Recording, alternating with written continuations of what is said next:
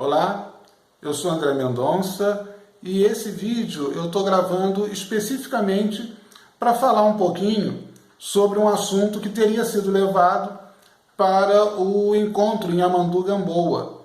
Falar um pouco sobre a mente animal interior.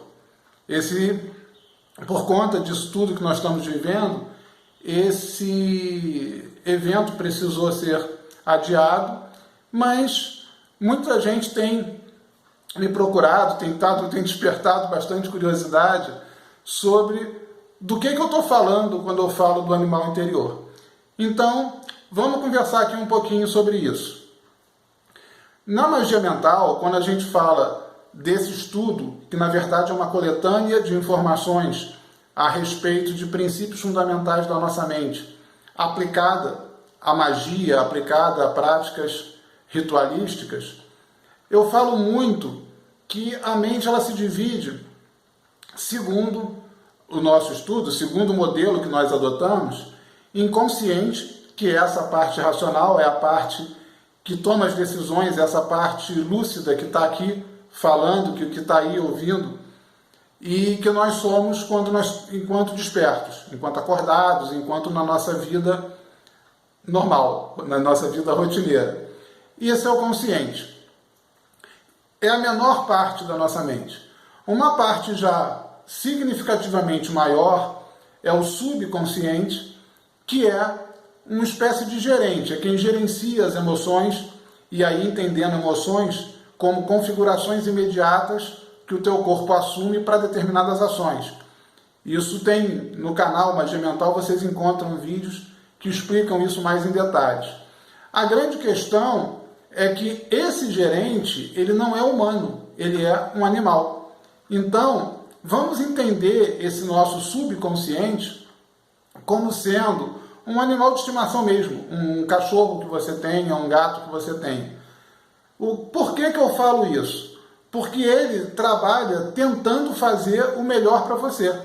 Mas ele vai tomar as decisões dele, ele vai direcionar os esforços dele para conseguir o que ele entendeu que é melhor para você. O que ele entendeu você dizer ou você demonstrar que era melhor. Nem sempre você demonstra, nem sempre você diz o que você quer. Vamos pegar um exemplo bastante simples, bastante grosseiro.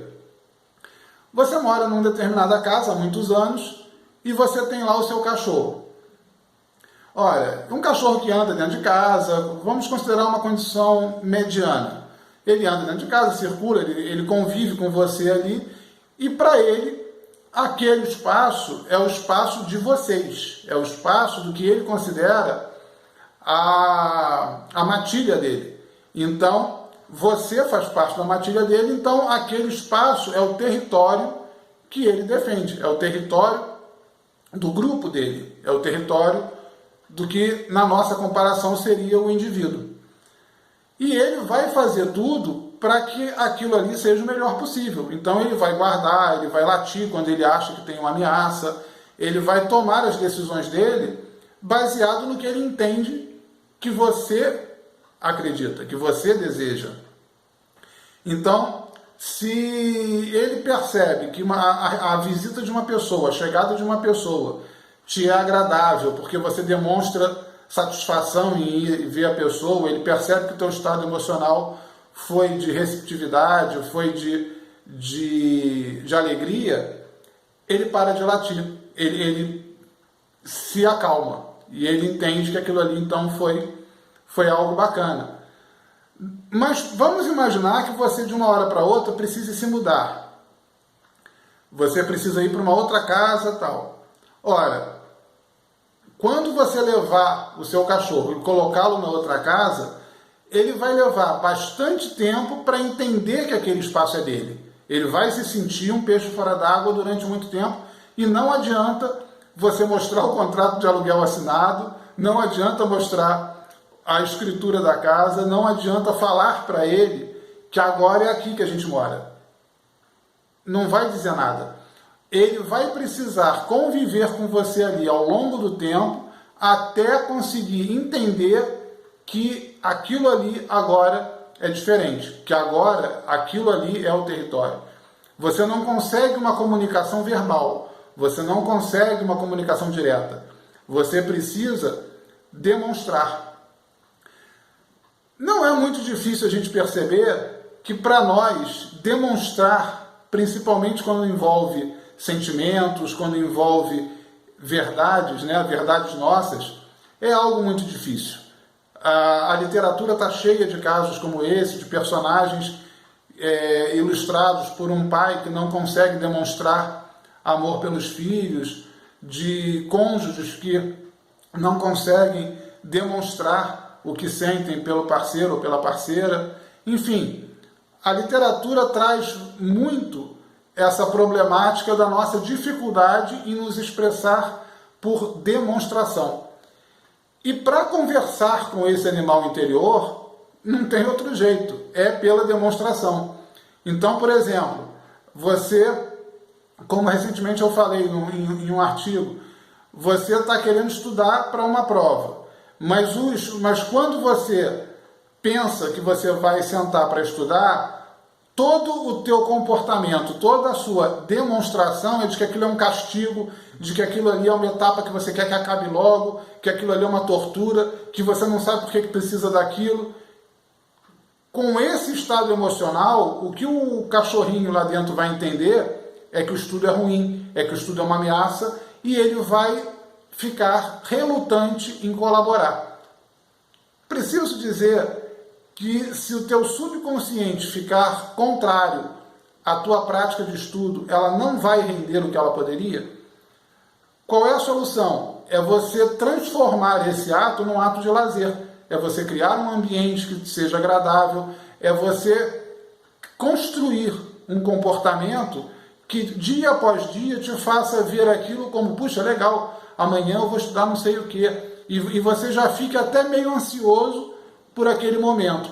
Quando isso acontecer, a tua própria mente como um todo, ela começa a se direcionar para atender aquela prática, aquele trabalho, e com isso tudo vai funcionar um pouco melhor. Então, eu costumo dizer que a comunicação entre esse animal e a mente consciente, entre o sub e o consciente, é uma comunicação de duas vias. Você tanto precisa ler, tanto precisa entender o que o cachorrinho quer, quando ele está lá do lado da vasilha dele, latindo para você e olhando para o pote de ração, ele não falou com palavras, mas eu acho que você entendeu o que ele está querendo. Então, quando o subconsciente precisa mandar mensagens, precisa se comunicar com o consciente, é o que a gente chama de oráculo.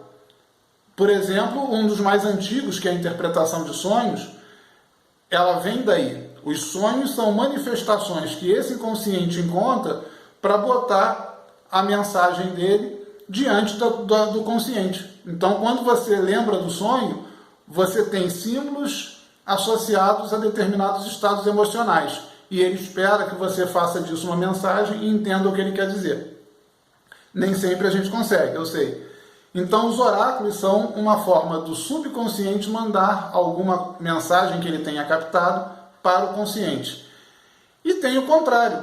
E tem quando o consciente precisa enviar uma mensagem para ele. Quando eu preciso dizer para o meu subconsciente, como eu dei no exemplo agora, de que eu preciso estudar, de que aquilo ali para mim é bom, de que aquilo ali para mim é interessante. Eu tenho que mandar essa mensagem para ele. Quando o consciente precisa criar uma demonstração para entregar ao subconsciente, é o que nós na magia chamamos de ritual. O fundamento de qualquer ritual é você criar uma dramatização aonde você coloque no centro a sua intenção e provoque emoções e sensações ou de prazer quando você quer invocar, ou o contrário, ou de dor ou de repúdio quando você quer banir. Mas, de qualquer maneira, é uma mensagem que o teu consciente tenta enviar para o subconsciente. É por isso que após um ritual, normalmente você faz uma celebração, quando você quer buscar, quando você está fazendo um ritual para conseguir algo. Você, no final, normalmente faz uma celebração, normalmente no final você faz uma comemoração que é para mostrar como você vai se sentir quando aquilo que você focou for atingido, quando aquilo chegar até você. E é uma forma de você se comunicar com ele. Então, eu sei que esse é um assunto extremamente amplo, eu falaria aqui por muito mais tempo, mas, grosso modo, isso aí é para matar um pouquinho aquela curiosidade sobre o que eu estava me referindo quando eu falei maneiras de se lidar com o animal interior. Então, numa palestra de 1 hora, com certeza eu vou poder esclarecer mais, eu vou poder me aprofundar mais nesse assunto e com certeza vocês terão práticas e dicas para aplicar, porque também não adianta você ouvir tudo isso e não colocar isso em ação, não vai mudar muito a tua vida. Então, eu sou André Mendonça e esse foi um teaserzinho do que seria a palestra sobre animal interior no encontro em Amandu Gamboa. Um forte abraço e até a próxima!